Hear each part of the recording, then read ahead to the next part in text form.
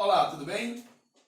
Hoje vamos começar a tratar um tema que é muito importante para a geopolítica global e para entender o mundo de hoje. É um tema que remete à história, né? A gente precisa ter uma base histórica para entender esse tema.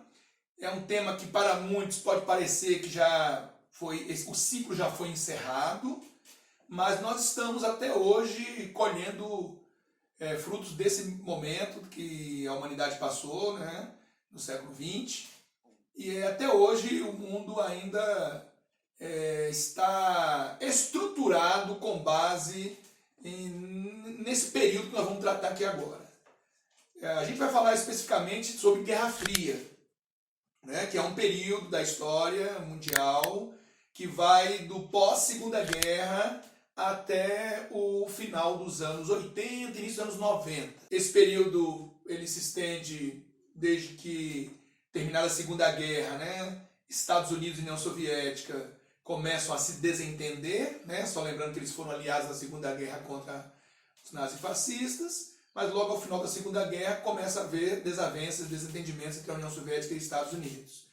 E isso vai progressivamente gerando uma política de confronto não direto, né? A gente chama de Guerra Fria, porque as duas potências nunca se enfrentaram diretamente, nem podiam fazê-lo, tamanho arsenal de destruição em massa que acumularam, né? Seria um desastre se houvesse uma guerra nuclear. Então esses dois países nunca se enfrentaram diretamente, mas se enfrentavam nos vários planos, né? Na propaganda política, na espionagem, na cultura, na corrida armamentista, na corrida espacial, né? No apoio a governos, no apoio a oposições. Então, o enfrentamento se deu em várias frentes, né? Mas nunca houve um confronto direto, daí o nome Guerra Fria. Então, a Guerra Fria vai, então, logo após o final da Segunda Guerra, até o fim da União Soviética, que se configurou em dezembro de 91. Né? Então, esse é conhecido como período da Guerra Fria. Muitos autores discutem se estamos hoje numa nova Guerra Fria, né?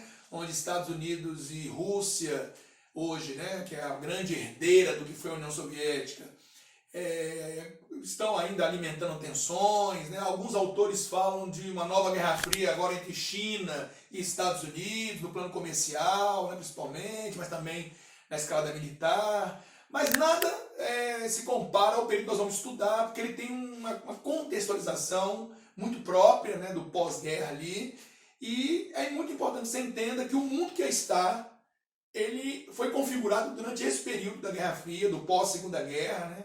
Uma série de instituições criadas lá até hoje estão em funcionamento no mundo. Então o mundo que foi arquitetado no pós-Segunda Guerra, ele ainda está aí até hoje, né? Então estudar esse período nos ajuda a compreender toda essa fase, ok? Para falar da Guerra Fria, seria importante a gente falar um pouquinho dos seus antecedentes, até para que vocês possam entender como é que se chega à Guerra Fria, né? Então, ao invés de a gente começar falando diretamente da Guerra Fria, nós vamos falar um pouquinho sobre os antecedentes da Guerra Fria e depois falaremos um pouco sobre o nascimento da Guerra Fria. Aí, uma vez tratado desses dois pontos, aí nós falaremos da Guerra Fria em si e suas fases, né, até o seu final, ok? É claro que terminada a Guerra Fria no início dos anos 90, a configuração de poder global se reestrutura e segue a história mundial. Então nós não vamos parar aí. Quando terminarmos o final da Guerra Fria, nós vamos entrar no pós-Guerra Fria e estender a nossa análise até os dias de hoje, ok? Então, na verdade, nós vamos varrer todo o século XX e essas duas primeiras décadas do século XXI. E para entender alguns pontos, teremos que retroceder um pouquinho no século XIX, né, para poder entender como o mundo vinha se estruturando até a entrada no século XX, ok? Então, percebam que esse tema ele demanda um conhecimento de história e também é um tema complexo, porque ele envolve uma série de elementos do tabuleiro do poder mundial, né, e que a gente precisa estar atento e olhando em várias direções, ok? Então a gente vai fazer isso passo a passo. Eu tenho certeza que você vai aprender e gostar muito dessa temática. É uma temática muito atual, não é uma temática do passado apenas não, ela também é do nosso presente, ok? Bom, quais são os antecedentes da Guerra Fria? Basicamente nós temos a Primeira Guerra Mundial, de 14 a 18, a crise de 29, que é um período do entre guerras, que a gente chama, né? Onde houve uma grande depressão econômica global, a partir de uma crise na Bolsa de Valores americana, né, o famoso crack da Bolsa de Nova York, e a Segunda Guerra Mundial. Né? Na verdade, a Guerra Fria nasce nos escombros da Segunda Guerra Mundial. Né? E também nesse período que vai de 14, né, até 45, nós tivemos também a Revolução Russa, que deu origem à União Soviética. Né? Então é importante analisar um pouco essas temáticas todas. Né? Além disso, falaremos um pouquinho também sobre a formação do Império Americano, né? Até para a gente entender de onde que nasceram os Estados Unidos, né? Assim como na Revolução Russa falaremos do nascimento da União Soviética, falaremos também um pouquinho sobre o nascimento dos Estados Unidos, como grande potência global, ok? Bom, pessoal, vamos falar um pouquinho sobre a Primeira Guerra Mundial, né? Como se deu essa guerra, chamada de a Grande Guerra, por muitos autores, né? É uma guerra que vai de 1914 a 1918, né? Uma guerra que teve como palco a Europa, mas que envolveu países fora da Europa, por isso que era uma guerra mundial. Né? A Europa formou um grande império a partir do expansionismo marítimo comercial. Né? Vamos lembrar só, a Europa sai do feudalismo, né? Com a crise da Baixa Idade Média, o sistema feudal vai entrar em colapso e vai gerar e vai produzir o nascimento do capitalismo na Europa, né? Que é esse sistema baseado na economia de mercado, na mão de obra assalariada, na exploração da mais-valia, quer dizer, o trabalhador nunca recebe integralmente a parte devida do seu trabalho, né? Porque parte do seu trabalho não é remunerado por aquele que o explora, pela burguesia. Né? Vamos ter a sociedade dividida em classes, em burguesia e proletário, né? A livre concorrência, a livre iniciativa. Isso são marcas do sistema capitalista. O capitalismo vai passar por várias etapas ao longo da sua história. Né? Ele é capitalismo comercial, baseado na expansão marítimo comercial europeia, nas grandes navegações, no mercantilismo, no metalismo, né? E no colonialismo. Depois, com as revoluções industriais, a primeira movida a carvão mineral, a segunda movida a petróleo, né? Nós teremos a entrada do capitalismo industrial, né? Que aí você começa a produção em larga escala. Nos anos 20 do século 20, o modelo fordista de produção, né? A partir da década de 50, 60, o modelo toyotista de produção, né? Então aí o capitalismo ganha a performance do capitalismo industrial, né? E aí é o neocolonialismo do século XIX, né? Dentro desse período de neocolonialismo do século XIX, você vai ter as animosidades dentro da Europa aumentando muito, né? De um lado, impérios consolidados, né, como a Inglaterra e a França, vão começar a aumentar sua rivalidade com novas nações unificadas na Europa, tardiamente, né, como a Alemanha e a Itália, que também querem seu lugar ao sol. E isso vai começar a gerar animosidade por disputas neocoloniais do século XIX, né, que é uma das razões da Primeira Guerra. E o capitalismo, ao longo de sua história, foi evoluindo. Ele se transformou depois em monopolista ou financeiro, né? Já no final do século XIX ele começa a admitir essas características, né? De grandes corporações, prática de trust, cartéis, dump, né? E por fim ele se transforma, que é o chamado capitalismo monopolista ou financeiro, devido à grande importância que o mercado financeiro começará a ganhar na geração de capitais, né? Então no capitalismo comercial a grande mola mestra da produção era o comércio, no capitalismo industrial é a produção em larga escala, e no capitalismo financeiro, o monopolista é o controle do mercado, né? A formação de grandes aglomerações, corporações, né? Financeiras e industriais, né? O peso do capital financeiro na geração de grandes capitais, uma grande concentração de renda. Né?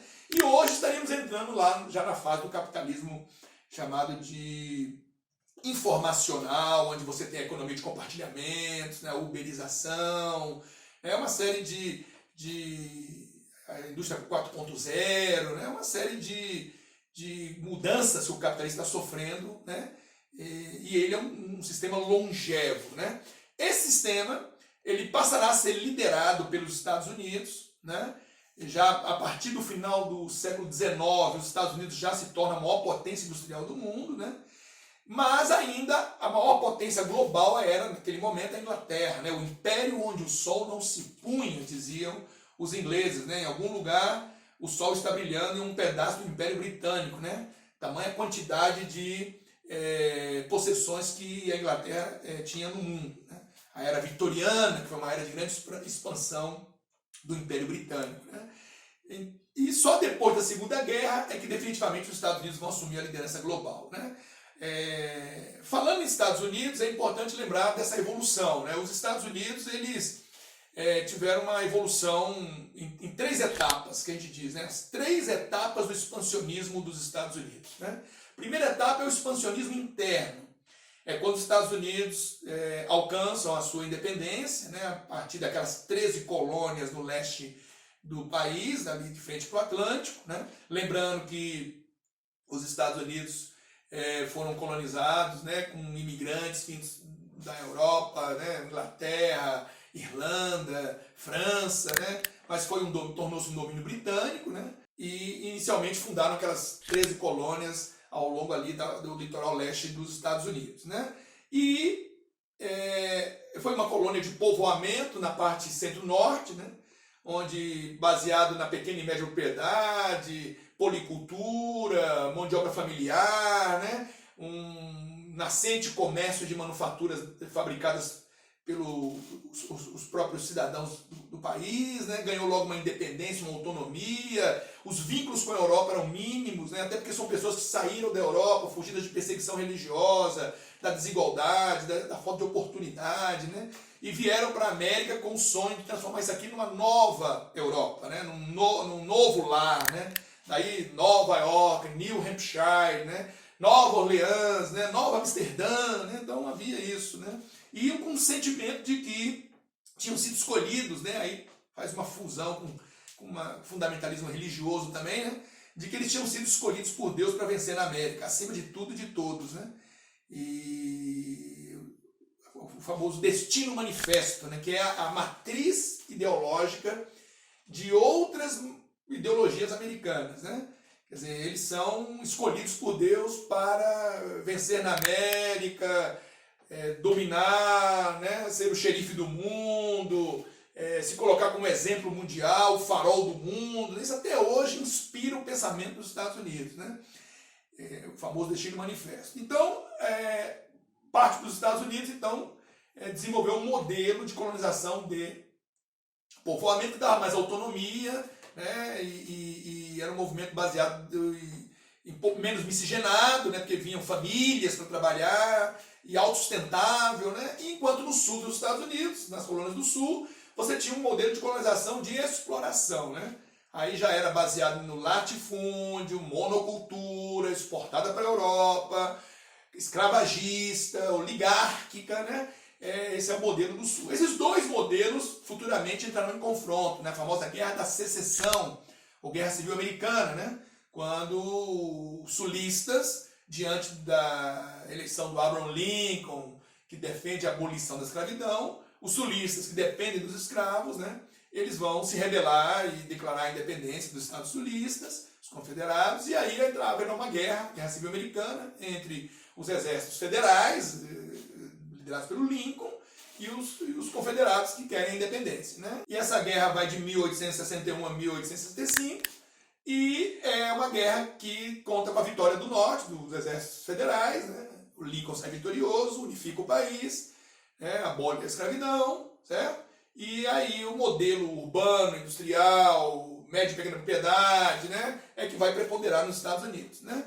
Ok? E a escravidão será abolida, embora os problemas raciais vão se perpetuar nos Estados Unidos por muito tempo, até hoje você ainda enfrenta isso lá, né? Bom, então, mas voltando ao processo de independência, as colônias britânicas que ali estavam, e cada vez mais autônomas, começaram a se incomodar com os níveis de interferência ingleses no dia a dia deles, cobrança de impostos, taxas, exigências de selos, né? E após uma guerra travada entre Inglaterra e França, lá no Canadá, né? Onde a Inglaterra sairá vitoriosa, mas sairá endividada, ela vai começar a apertar o cerco sobre os colonos britânicos e exigir impostos e querer definir o comércio deles, né? Por exemplo, o comércio de chá, né? Onde eles querem comprar o chá, a Companhia das Índias Orientais, né? Que os ingleses dominam ao invés do Caribe. Então, isso tudo vai gerar uma revolta, né? A famosa revolta do chá, né? Tem aquele episódio que colonos se disfarçaram de índios e jogaram chá ao mar, né? Saquearam o navio em protesto, jogaram chá ao mar e o governo vai reagir, começa uma guerra, né, 1776, e isso vai durar alguns anos e vai levar à independência das 13 colônias. Com a independência das 13 colônias, os Estados Unidos começam um processo de expansão interna. Inicialmente, os colonos vão expandir até o Mississippi, no centro do país, né? A Inglaterra não derrotada, né? Inclusive não só pelos colonos, mas pelo apoio que a França deu aos colonos contra os ingleses, né? Foi uma espécie de vingança da França por ter perdido territórios, né, no Canadá e tudo mais, na guerra que tinha travado antes com a Inglaterra. E a primeira fase da expansão vai até o Mississippi, né?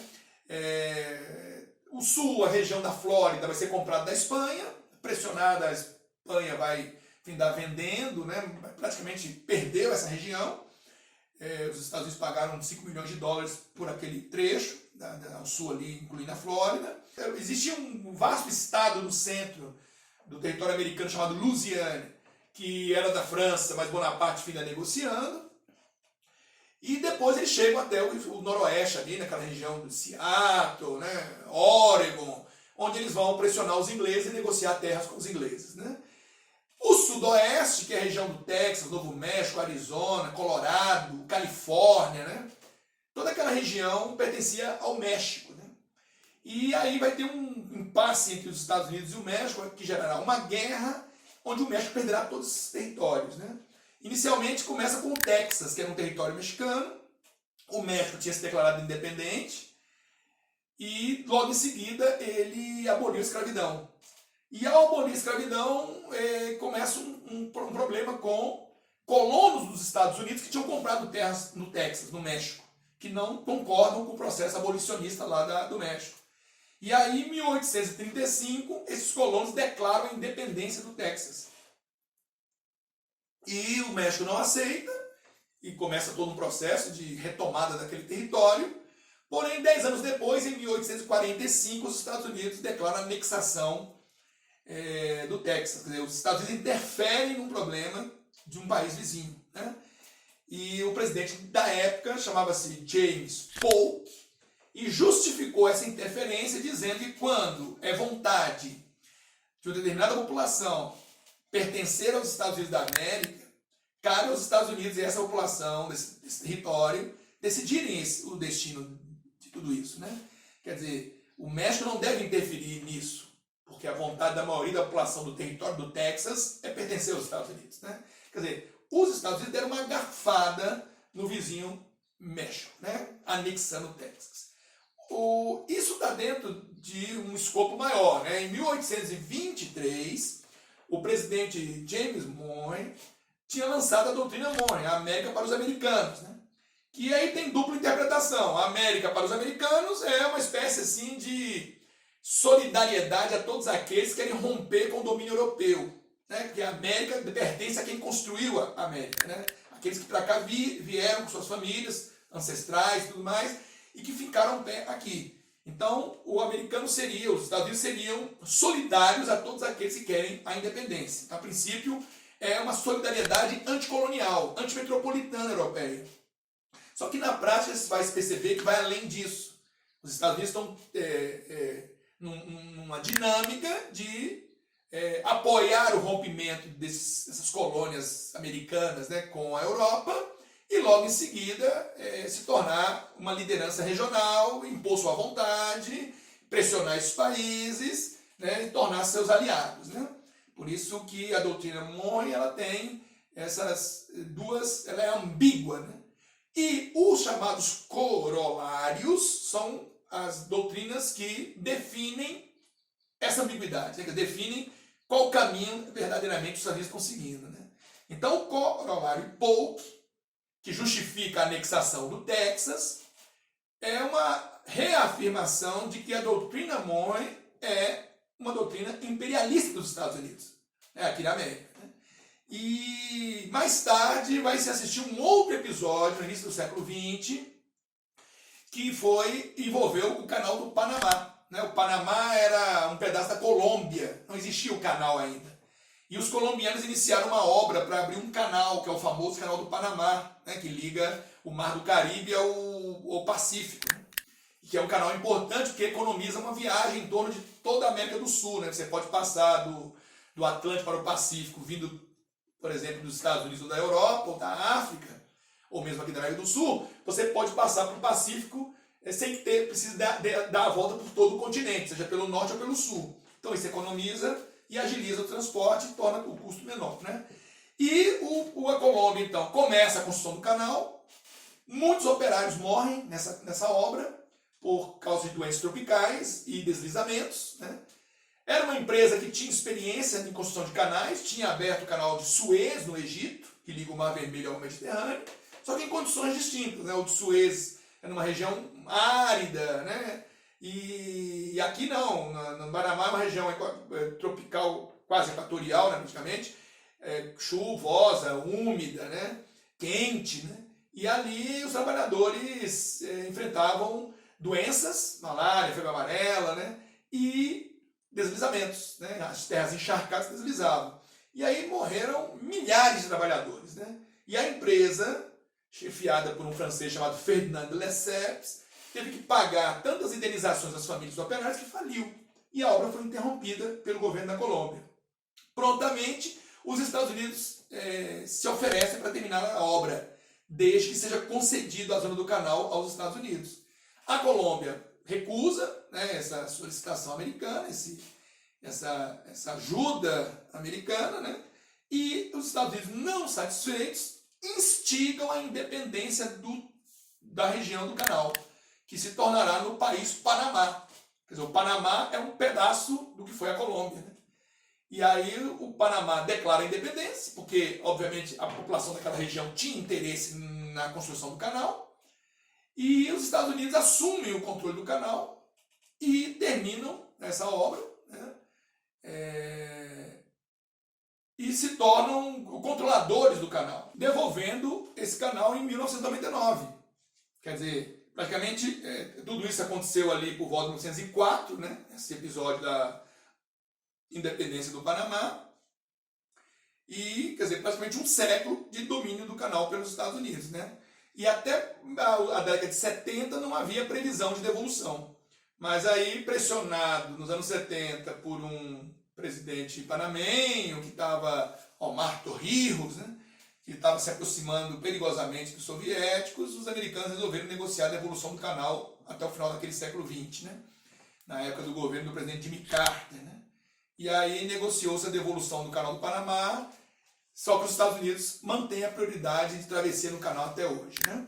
Aí hoje é um canal que foi reformado, ampliado, não é um canal ainda muito importante, mas hoje controlado pelo Panamá, que terceirizou com empresa, né, e tudo mais. Na época, o presidente americano, no início do século XX, era o Theodore Roosevelt, Ted Roosevelt, né, que foi um presidente famoso. Ele justificou, né, essa interferência na política colombiana, né, que gerou essa independência artificial lá do Panamá, né, financiada por eles, né, por interesse no canal. Ele disse, na época, que os Estados Unidos são os líderes natos da América, né? E deve assumir sua posição para garantir a harmonia, o progresso, né? O bem-estar da América.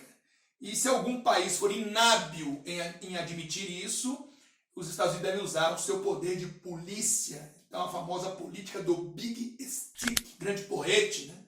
Que o Roosevelt inaugurou, né? Estou falando do Theodore Roosevelt, tá? Cuidado para não confundir com Frank Delano Roosevelt, que é o da Segunda Guerra Mundial, né? Esse é tio-avô dele. Né? Ted Roosevelt aparece lá Uma Noite no Museu. Já assistiu esse filme? Que tem aquele cara no cavalo correndo no museu atrás da Pocahontas, né? O do bigodinho, feito lá pelo Robin Williams, né? O saudoso ator de comédia, né? Que já faleceu, infelizmente. Então, ali é o Theodore Roosevelt. Up there, I need you, pal! Someone call my name. Whoa. Theodore Roosevelt, at your service. Teddy, can you get us out of here? Can't do it, man. This is your moment. Will you save the lectures, please? I'm not you, okay? I didn't build the Panama Canal. I wasn't president of the United States. I need some help. Come on. Actually, I never did any of those things. Teddy Roosevelt did. I was made in a mannequin factory in Poughkeepsie. I never shot a wild beast. I'm not even brave enough to tell that beautiful woman I love her. But you gotta finish the job this time. You can't quit. I'm made of wax, Larry. What are you made of? Whoa, wait a minute! That's all you got for me? No famoso Museu de História Natural de Nova York, né? Ele é um dos idealizadores daquele museu, né? Tanto que se você entra no hall principal, tá cheio de frases do Theodore Roosevelt na parede, né? Que ele era um naturalista, né? Na verdade ele caçava, né? Teve aqui na Amazônia, teve na África, né? Esse é o Theodore Ted Roosevelt, que inspirou o Teddy Bear, né? O famoso ursinho de pelúcia, né? Que dizem que numa dessas caçadas ele se sensibilizou e não matou uma ursa porque a viu cuidando dos seus filhotes, né? E desistiu de caçá-la. E aí, em homenagem, criaram o fofinho, né? Do Ted Roosevelt. Cuidado para não confundir com aquele filme do ursinho Ted, que ali é outro Ted, né? Aquele Ted é perigoso, né? Ok? Mas é isso, né? O Teddy Bear foi inspirado no Theodore Roosevelt. Tá vendo como geografia é muita cultura aí, cara? Se ligou aí? Bom, tranquilo, galera? Então, esse é o famoso corolário Roosevelt, essa justificativa, né? De interferência que na época o americano fez. E a política do Big Stick vai se estender por toda a América Latina, né? Haverá intervenções ao longo de décadas, né? Na República Dominicana, na Costa Rica, no Haiti, em Granada, no próprio Panamá, né? Interferência nas guerras civis da Nicarágua, Salvador, né? Contribuiu para a queda de regimes, né? No Chile, na Bolívia, no Brasil, né? Então todo esse processo de intervencionismo americano está ligado à chamada política do Big Stick, né? Do grande porrete, que também se estenderá depois para outros lugares do mundo, né? A intervenção que o Bush fez, né, no Iraque, após o ataque às Torres Gêmeas, né? É um tipo de intervencionismo, né? Foi lá, invadiu um país, derrubou um governo, né? Então, esse é um tipo de intervencionismo. Então, é uma política que se pratica até hoje. Então, por que nós estamos falando um pouco disso, pessoal? Para vocês entenderem, quando falarmos da Guerra Fria, de onde que vieram, né, os dois pilares da Guerra Fria. Um deles, os Estados Unidos. Estamos falando dele aqui agora. O outro, a União Soviética. Falaremos daqui a pouco, né? Então, por isso que você pode estar estranhando que a gente não entrou na Guerra Fria ainda. É porque eu estou criando um cenário onde a Guerra Fria nasce. Esse cenário é o pós-Segunda Guerra. Mas antes disso, eu quero falar um pouquinho dos Estados Unidos, estou falando, um pouco de Europa e um pouco de União Soviética, né? Que é onde a Guerra Fria vai se estruturar inicialmente, ok? Bom, os Estados Unidos, essa fase que eu falava aqui do expansionismo interno dos Estados Unidos, ele vai da independência até a compra do Alasca e a anexação do Havaí no final do século XIX. Então, os Estados Unidos consolidaram um vasto território que vai do Oceano Atlântico ao Oceano Pacífico, né? E tomando terras, comprando terras, né? Esse é o expansionismo interno. Nessa fase de intervencionismo no Panamá e já aquele ensaio ali no México, a partir do Texas, já estamos falando de um expansionismo continental. Os Estados Unidos já estão expandindo sua influência hemisférica, né? Mas ainda concentrando-se na América. Isso vai até a Segunda Guerra. Após a Segunda Guerra, vem o expansionismo planetário, que aí é dentro do período da Guerra Fria, não discutir, beleza? Então, são essas três etapas do expansionismo americano que você precisa entender para entender a consolidação do poder global dos Estados Unidos. Tranquilo? Em relação à formação da União Soviética e da própria Europa, né, como a Europa estava estruturada antes da Guerra Fria surgir, nós teremos a oportunidade de falar na próxima aula, ok? Então hoje foi uma introdução, falamos um pouco mais dos Estados Unidos, da sua formação, E no próximo encontro nós vamos dar continuidade a esses antecedentes da Guerra Fria, ok? Foi bom estar com vocês mais uma vez, um grande abraço, até a próxima. A bombardment from the largest fleet the Navy has ever assembled. 100 shells a minute, till they surrender. Dear God. Mr. Lincoln, I hate them all. I do. I am a prejudiced man. Congress must never declare equal those whom God created unequal. You're going to try to pass the amendment to abolish slavery. No one's loved as much as you by the people. Don't waste that power. Come February the 1st, I intend to sign the 13th Amendment. A fight like this is to the death. Those Southern men are coming to propose peace. Abolishing slavery settles the fate for the millions now in bondage. And unborn millions to come. It's either the amendment or this Confederate peace. You cannot have both. Slavery, sir. It's done. Even if every Republican votes yes, we'd still be 20 votes short. Only 20? Slavery is the only insult to natural law. Even worthless, unworthy you ought to be treated equally before the law. These votes must be procured. Congressman, come cheap, few $1,000 and buy all you need. We can't buy the votes. Let me see what you can do. Think of all the boys who'll die if you don't make peace. I can't end this war until we cure ourselves of slavery. This amendment is that cure. We need 2 yeses. Get the hell out of here and get him. But how? I am the President of the United States, clothed in immense power. You will procure me these votes. Compromise. We risk it all. The war will be over in a month. We are guaranteed to lose the whole thing. You shoot me dead. I am voting yes. Leave the Constitution alone. Today we will vote. You insult God.